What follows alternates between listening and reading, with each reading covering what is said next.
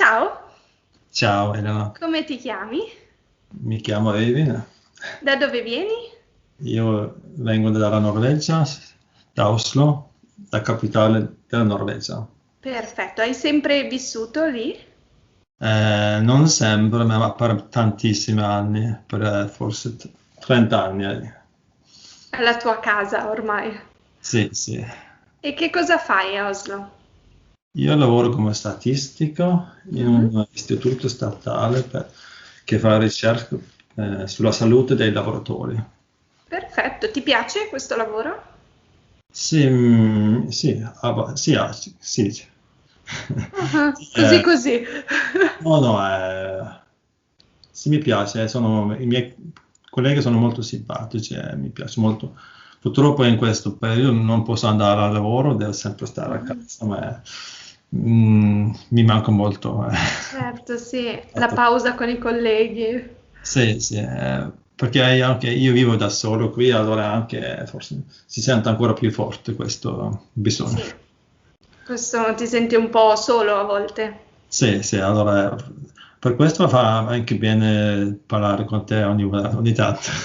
Ti do un po' di gioia nelle tue Sì, sì, giornate. sempre. Benissimo, cosa fai allora per riempire le tue giornate? Ok, una bella domanda. Ok, allora devo in teoria lavorare, ok, 8 ore per giorno. Ok. Teoria. No, va bene, ma è un po' strano perché questo, come si chiama, il lavoro è privato qualche volta è un po', si mischia un po', e poi lavoro un po' le sere, un po', sì, un po'. Ma adesso qualche volta durante il pranzo io prendo una lezione con un insegnante. Sì, tu ne hai tanti, so. Tu hai una mappa con tutti i tuoi insegnanti. Non si deve dire questo, no? Sì, sì, è vero. Sì, si può dire. Un po'. Qualche insegnante, sì. Perfetto. E studi solo italiano? No, studio anche ok, cerco di mantenere il francese perché l'ho imparato da tanti anni prima. Mhm. Era la mia prima lingua, ok, a parte l'inglese, che tutti devono Sì. imparare l'inglese, ma era il francese.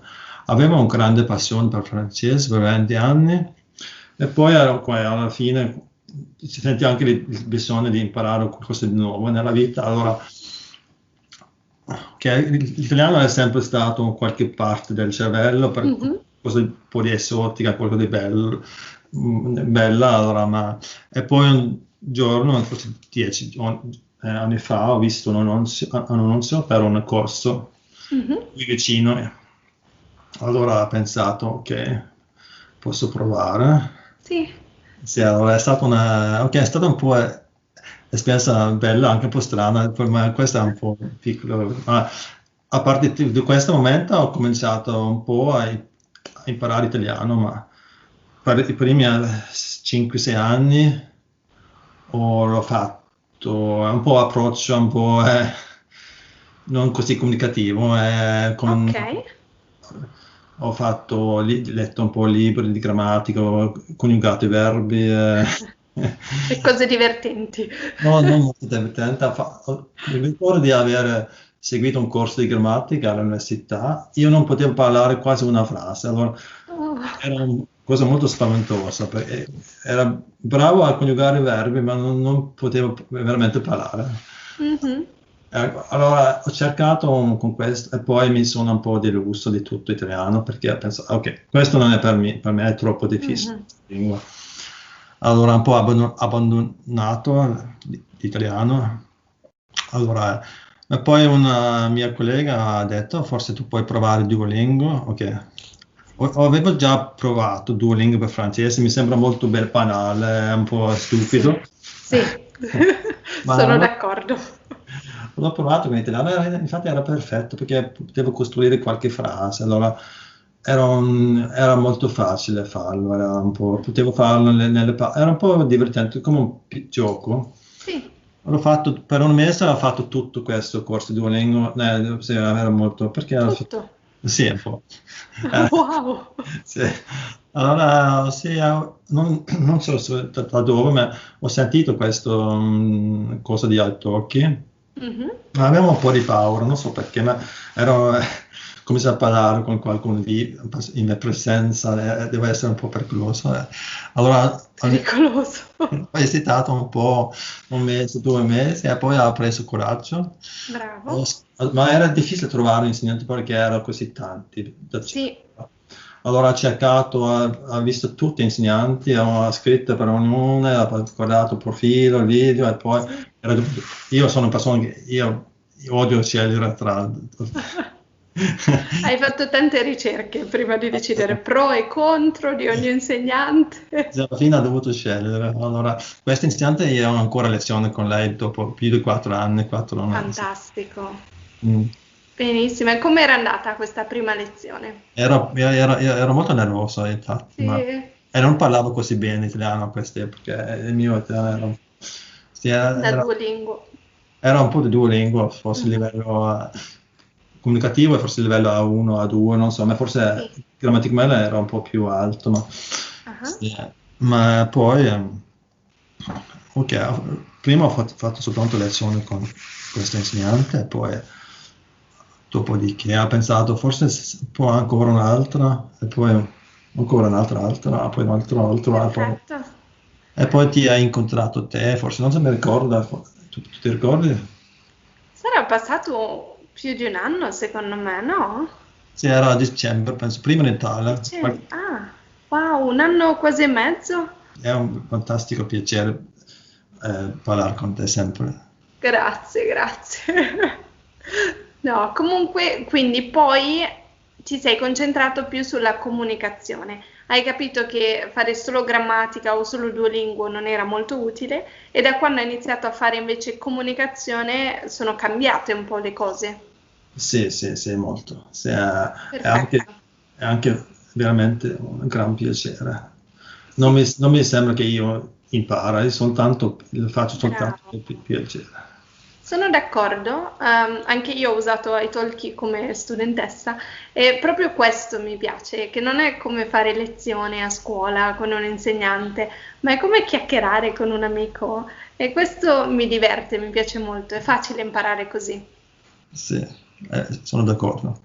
Anche per le altre lingue hai usato un po' lo stesso metodo? Sì, perché ho anche un po' imparato con il tedesco. Allora, il tedesco era un po' più facile, ok? La grammatica è molto complicata, ma le parole sono abbastanza simili con il norvegese, allora per questo è facile avere un'intuizione per quasi ogni parola, avere un'intuizione. Sì. O forse almeno, non so, 50%, 60%. Sì, capisco. E poi sì, per il tedesco è 100% comunicativo quasi, forse 90%, 95%. Va benissimo.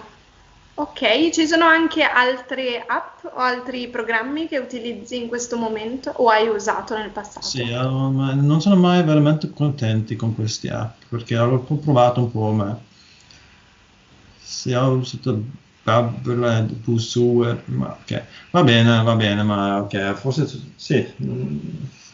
È diverso. Ma è molto, il migliore è parlare con qualcuno. Sì, sono d'accordo assolutamente. Se quindi tu dovessi rincominciare in questo momento a studiare, comunque studieresti un po' di grammatica prima o inizieresti direttamente a parlare? Bella domanda, ok. Sì, per me è anche bello cominciare subito, ma forse tu puoi anche imparare qualche piccola cosa base prima di cominciare. Sì. Ma dipende. Su questo sono d'accordo. Penso che anche quando inizio a studiare una nuova lingua io non potrei subito iniziare a fare comunicazione, perché comunque ti servono delle basi, un po' di grammatica e un po' di vocaboli.